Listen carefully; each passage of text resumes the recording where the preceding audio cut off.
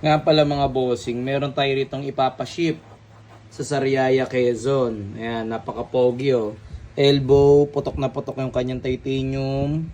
So, anong pipe nga ba to?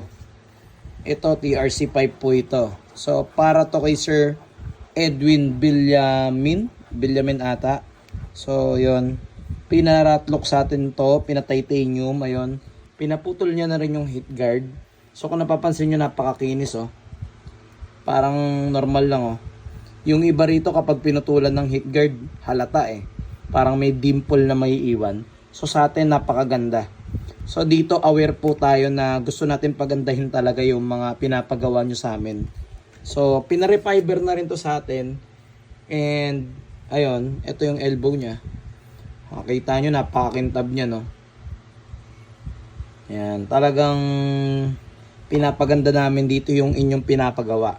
So yun lang, bukas Sir Edwin ng Sariaya, Quezon, update namin kayo sa shipping neto. So yun lang naman, ibabalot namin to ng maigi para safe na safe at walang gasgas makakarating sa inyo.